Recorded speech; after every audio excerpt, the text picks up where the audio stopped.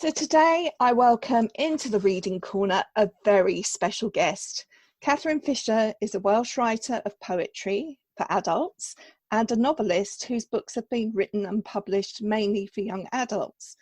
These include the Snowwalker trilogy, the Book of the Crow series, the Oracle trilogy, and the Chronoptic series, as well as an outstanding collection of standalone novels, The Candleman, Corbinic, Darkhenge, and The Crown of Acorns, just to name a few.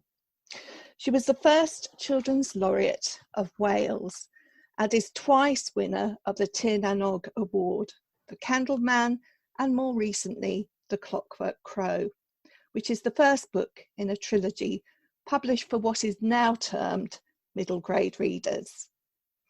On a personal note, it was Alan Garner who made me a reader.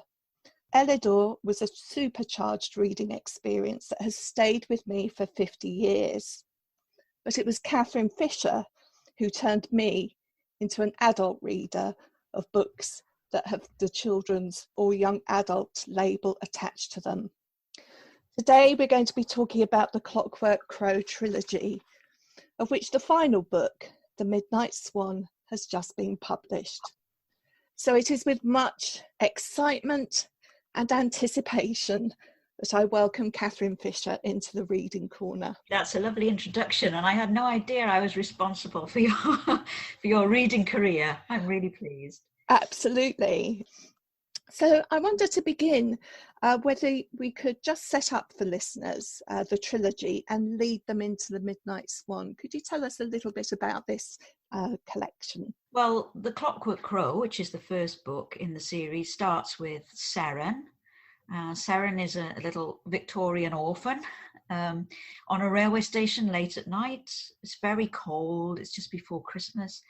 And Seren is travelling to a house where she's never been, the house of her godfather, Captain Arthur Jones, and his family, who are going to take her in. And she has great expectations of what she's going to find.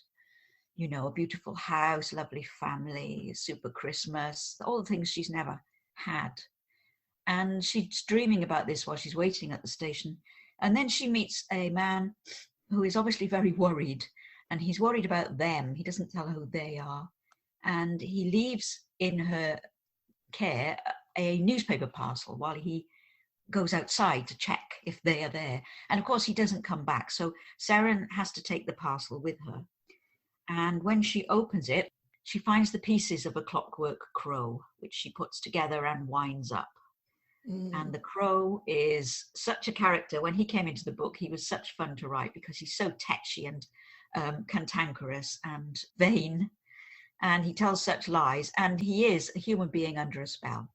And the first book is the adventure of how Seren and the crow find Tomos, who is the young master of the house who is missing. The first book is set at Christmas. It ends on Christmas Day, so it's a very wintry, snowy book. I really wanted to get into the season as much as anything, and the magic of the season. So the second book, The Velvet Fox, is set in the autumn. I won't say too much about it, except it's a continuation of the adventures. And then the third book, which is the one that came out yesterday, so it's very new, The Midnight Swan, that takes place in the heat of midsummer.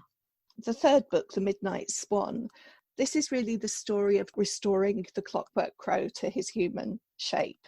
And right at the outset of the story, Seren is at a summer fair and she discovers a box which has on the surface of the box an image of this midnight swan. And I wondered whether, to set us going, we could hear a little bit of a reading about how she comes to discover the box. Sure. So Seren is at the fair. Everything's hot and sunny and busy, and there are loads of stalls and people and animals and musicians and all sorts of things. And then suddenly everything changes for her. She was in the middle of the market square and a huge flock of ewes was coming through. She stood back between a stall selling copper kettles and some baskets of cockles that smelled really fishy. But the ewes shoved against her and she stumbled back again into a sudden space that she hadn't known was there. She turned.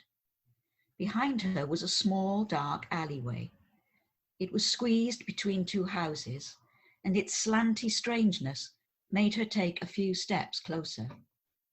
Its walls were cobwebbed and its cobbles glittery.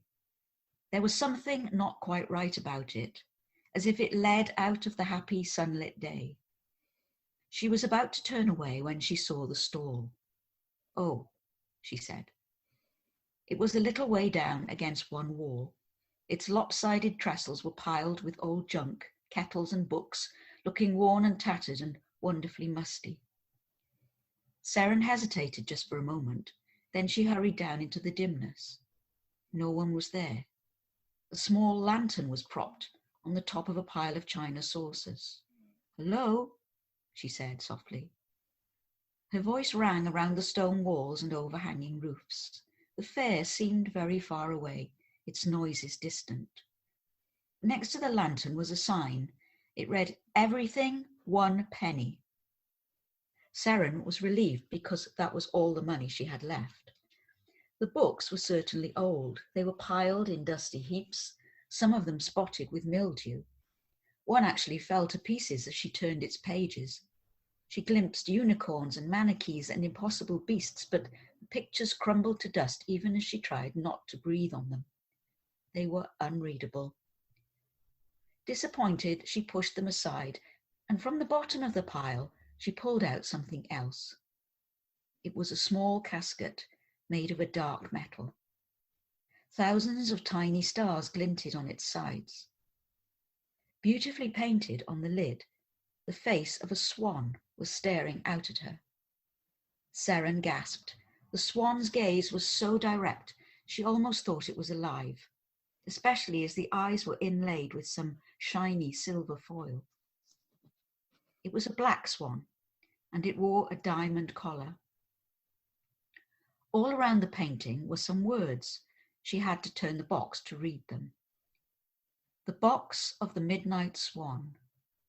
If you can open my closed lid, your heart's desire inside is hid." Seren's eyes went wide. This might just be what the crow was looking for. After all, his heart's desire was to be magicked back to human form. Could it really only cost 1 penny? It seemed too good to be true. She tried to open it, but the lid wouldn't budge. She tugged and peered to see if it was glued or stuck together, but no, there wasn't anything wrong with it, and no keyhole either. There must be some trick to it, or... Something hissed. Seren turned quickly. On the corner of the nearest house, a gargoyle was carved. It was an ugly goblin face with its tongue out, eyes wide open, ears like bat wings. Seren backed away. There were more, a cheeky one between some ivy, a sly one under the eaves. She took another step, then took the penny out of her pocket. She held it up. "I'm leaving this for the box. I hope that's all right." Seren put the penny down on the stall. She hurried backwards with the box under her arm. She had a horrible feeling that it would be a mistake to turn her back on the faces. And then something tiny and cold as a needle touched her arm. It was a raindrop, but it hadn't rained for weeks. Even as she thought it, a huge downpour began roaring down on the dim alley, rattling in pipes and gutters, being spat out in fountains by all the gargoyle faces, turning the cobbles into a stream of water. Seren gasped. She turned and fled. And was it the thunder of the rain, or were there padding feet on the cobbles hurrying angrily after her? She was soaked. Her dress clung to her. Her hair was plastered across her eyes, and then small hands came out of the storm and snatched at her hair, grabbed at her dress. She gave a shriek and pulled away and yelled, "Leave me alone!" and burst out of the alley into blinding sunlight and crashed straight into Tomos. Wow. And of course, although she doesn't realise it at this point in the story, this is where she has stepped over into what we might call the other world. Most, if not all, of your writing has drawn on the world's mythologies. And in the Clockwork Crow, it's very much the Welsh Celtic mythology that takes centre stage.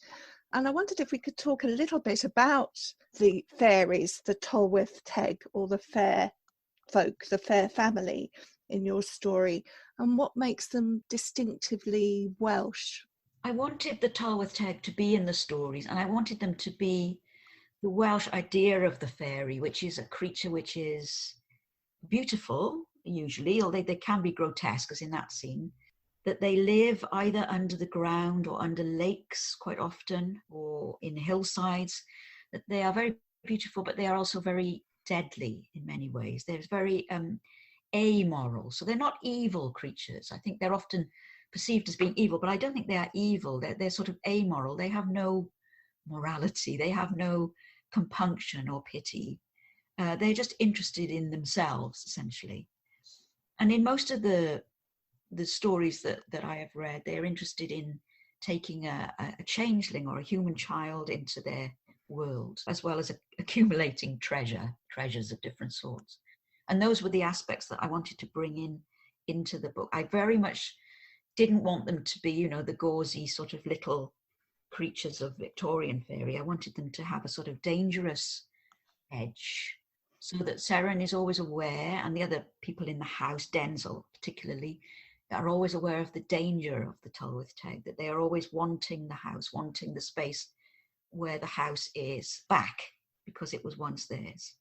Talking about the changelings, what do they want to do with these children once they've caught them? I don't know, really. But in the stories, the changeling is taken into fairyland and, often becomes the servant or perhaps even the lover of the Queen of the Fairies. If you think of Tam Lin, or True Thomas the Rhymer, they're taken into those worlds and they're kept there as amusement to the fairy folk, because, of course, fairy folk don't never age and they have no time. And the tragedy is trying to come back, of course. Yeah. Now, the children themselves, Thomas and Seren, and the others refer to the Tolwyth Teg by the pronoun them and they, rather than naming them.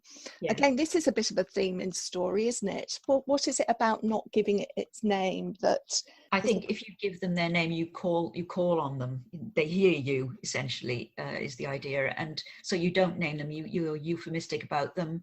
So you call them the good people or the gentry or them or, the white people. But you don't actually give them their actual name. I suppose even the fair family, the Tolwyth Teg itself, is a euphemism, really. We're not what to call them. So there's a sort of superstitious aspect about it. You don't speak of them in case they overhear you. Yeah. And just lastly, before we finish talking about fairy world, as it were, the other world in this book just seems to be reached so easily. It could be around you at any time. There's no special portal that you have to go through to reach this world, is there? No, not in this book. In fact, in none of them really. It is quite easy to find the fairy world, and I just wanted the sense to be, if you want to find it, they will find you. So she goes out to find them and just walks into the wood, and immediately the wood becomes another place. And the idea is that the elemental world is all around. If we could just see it, it's just a sort of the veil between us and them, and that they are always sort of watching Seren. Perhaps we should say, just before we move on from the fairies, that there are other elements in the book of folktale which I wanted to bring in. So the idea of objects which transform into other objects, for instance, or magical obstructions, things like that. Mm-hmm. And also what happens to the crow at the end, which I won't go into. All these elements are taken from fairy stories which are very common. I was going to pick some of those up actually as separate from the kind of Celtic story. So some of the motifs and the artifacts that you've mentioned, a mirror being one of them. What is it about mirrors that make them so attractive as magical objects? I think they are magical objects, aren't they? I mean, you look in a mirror and everything is reversed and you can't quite work that out for a start.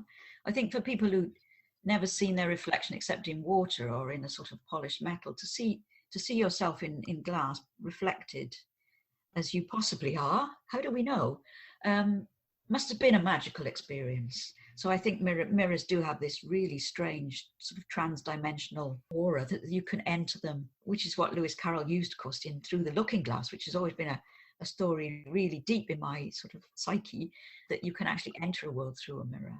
And it's interesting that you mention Alice, Mm. because there are some resonances, I think, with Seren and Yeah. Alice, Yeah. in the way that she stands up to things in her world and sometimes makes decisions out of being bold that are not particularly the right decisions. Was she in your mind, or is she, as you say, just part of your psyche, so she comes out in the writing because of that, or is it something more deliberate? It wasn't deliberate. I mean, the Alice books were the very earliest books I ever came across, really, as a reader and someone who was read too. And I've read them many, many hundreds of times, and they are really embedded in my mind. So quite often these things come up from the subconscious and into the story you're writing without you noticing or knowing even. Seren does have certain Alice qualities. Like Alice, she is a sort of grounded, very grounded, feet on the ground sort of figure in the midst of a crazy world where things are happening all around her which shouldn't really happen. And so she has this sort of stubborn common sense attitude, which, yeah, I mean, I didn't deliberately take from Alice, but obviously reflects her. Mm. And of course there's a rose garden, which we have in Alice too, but also we have the rose garden in the fairy tale Beauty and the Beast, which of course is a very strong resonance for this story. It's not Beauty and the Beast, but that image of stealing a rose in the rose garden is directly Beauty and the Beast, isn't it? Yes, it is. And when I'm writing the story, these sort of things float into my mind. I didn't actually think of Beauty and the Beast, but obviously that's where that particular section of the story comes from. And these stories, you know, they're sort of out there. They're templates, in a sense, for us to use or to sort of slot into. They're sort of archetypes that just recur over and over again. And once you sort of find one and you can slot it into your story, it's really satisfying. And the reader, too, I think, finds it satisfying that they sort of come across a familiarity in the shape of the story which they recognize. And yet it's blended into something that is wholly original.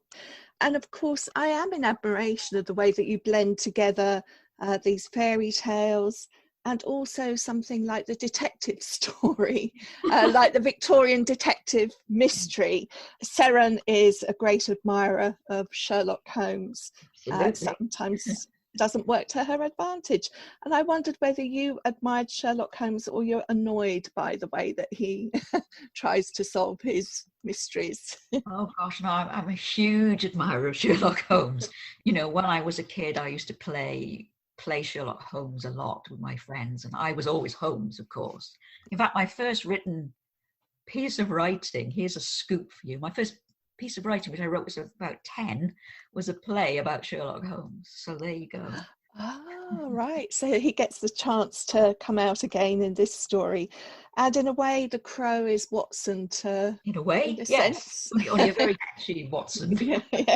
Also, in a way, he is Holmes to her Watson, because he is quite tetchy and irritable and sure of himself, which I suppose Holmes is. Yeah, You know? that's true. That's true. And this is one of the real delights for me in this trilogy, actually, is the relationship between Seren and the Crow. The book is full of light and shade, it has to be said. There is that real threat that you've talked about with the other world, and it is a very real, scary, dark threat. And yet we have this lightness of exchange between Seren and the Crow, which I just loved so much. Yes, I wanted an element of comedy in the books, of humor, let's say, perhaps not comedy, so that he is so vain, and yet he comes right, you know, underneath all that he is fond of Seren, and they get fonder of each other as it goes through. But obviously they have their disagreements and their arguments, because they're both very strong-minded characters, and each one thinks they know what's best for the other person. But I did have great fun with him, because, you know, he tells her all sorts of stories about who he was, none of which are true. But I won't give them away. You said earlier on, when you were talking about the Crow, right at the beginning, you used the words "when he came into the story." So was he not there right at the beginning of the story? In a way, I mean, I started the story with two ideas. One was Christmas, and the other was the title, which was The Clockwork Crow, which just popped into my head. But I didn't know what it meant until I actually started writing the story. Then I had the idea of the pieces of the bird which she has to fit together and wind up. I liked that idea. And of course, as soon as she does that, you have to give him a voice. And as soon as you give him a voice, you know exactly what he's like. he has precedents too in other children's books and folk tales, but he became alive for me straight away. And I hadn't thought before about how he would be, but as soon as he arrived, I knew exactly how he was going to be. Mm-hmm. It's alchemy. It's its own magic, isn't it, really? Quite often as a writer, I don't plan ahead very far ahead. So I just write and see what happens, which is a sort of voyage of discovery in itself. And, I sort of like to emphasize this really, especially to teachers, that planning, although it's important, is not everything. And it's quite good to be spontaneous and see how the story develops. I think what's interesting is that you obviously have this huge repository of story. And in a sense, when you say the planning, it comes, but actually there's so much on which you're building from. Yes. It's not a blank slate. So you've internalized so many of those structures, if you like. That's true. And that's from a lifetime of reading. And that's why, I really emphasize to children, and whenever I speak to them, they say, what's the most important thing is reading, because you have to stock your imagination with all these stories and images and descriptions and places, so that they're there when you need them. You're right. You just can call on them. Yeah. I wanted to talk a little bit about the quality of your writing. It was really evident as we heard you reading aloud how beautifully your stories do read aloud. So I have a number of questions really about that. And the first one is whether you were read to a lot as a child or at school. My father used to read to me, again, things like Alice and things like that. I don't remember being read to at school very much until I was in about year 6 when we had a young male teacher who was quite progressive, I think. I mean, this is in the 60s, the 60s, so things were different. He read us Beowulf, which is one thing I completely remember. Obviously not in the original, I think it was Ian Seralia's version he read, but it was just an eye-opening moment. So yeah, being read to, is important. But also as a poet, I'm very aware of the sound of the word. And so I often read aloud to myself. That's what I was also going to ask, was whether you read aloud when you were writing, because it sounds as though it's been written for the ear, not just the eye. Yes, and that's important to me, yes. Something else that I really loved was the balance of description. You create what I would call beautiful word paintings, and yet you always keep the narrative moving forward. So I just wanted to pick one of those out. I mean, I could go to almost any page and pick something out, but this one is from page 47, chapter 4, which is called A Difficult Story is Told. And it's just 6 lines, really. She listened to the bird song. It was sweet and distant from the woods. On the lake, coots and mallards were diving for deep weed and insects. The surface of the water was a shimmer of yellow iris and pondweed and the flat plates of water lilies, skimmed by dragonflies with shiny wings. And there are these little word pictures just throughout that make it so visual, and yet they're never really long, extensive passages. Again, I'm just going to ask you whether this is an intuitive way of writing, or is this something that you've learnt about good ways to tell stories for young people? Yes, it is definitely something that I've learned. I think in my earlier books I was more descriptive. I wrote lots of description, and sort of some of my early editors asked me to cut it because it's too long, it's too much. And I learned really that you use small pieces of description dropped in, that you make them as accurate and as as visual and as you can, and also you appeal to the other senses as well, sound or the smell, texture. But you have to do it in very, very small, intense moments, like that one in particular, because you can't hold up the story, especially for this age group where the story has to be moving all the time. And they're very specific, the animals, the flowers that you mentioned. It's not too generalized, it's so specific. No, you have to actually put the word dragonfly. If you put the word dragonfly into somebody's head, shiny wings, they see it immediately. We've all seen dragonflies, so we know. And the water lilies. So it's not just enough to say flowers and insects. You have to actually be specific. I wanted to also ask you about your rhyming epigraphs, because I think this is interesting in terms of what they do for the reader.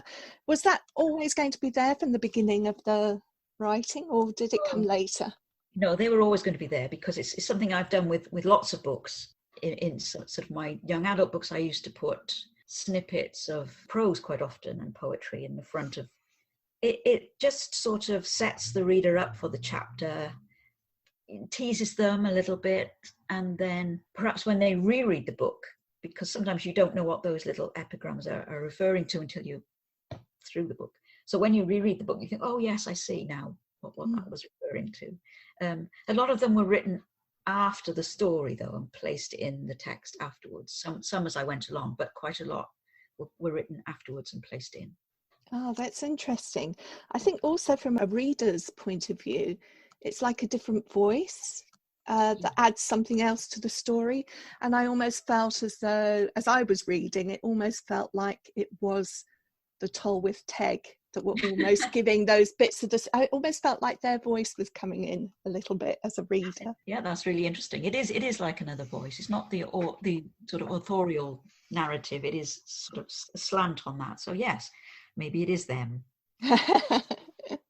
So I was going to ask you, when you were writing this series, and you probably don't even as you're writing think this is going to be for middle grade or this is young adult, but it is noticeably different in its length and in the age of its protagonist. Was there anything that you had to do differently in writing this story? It is different because I've been writing very complicated young adult stuff just before this. So I wrote the Chronoptica Quartet, which is a 4-book quartet with about 10 main characters, and about 4 or 5 different storylines going on simultaneously. Hugely complex, really challenging for me. After that, I sort of took a deep breath and sat back and thought, no, I'd like to do something different. I'd not heard the label middle grade, actually. I just thought of it as a sort of a story for a younger readership. So I knew certain things. It wouldn't be that complex. There would be one main character with her story, her viewpoint throughout, and not switching viewpoints. And that it obviously would be shorter, and that the language would be clearer, sharper, but not sort of dumbed down.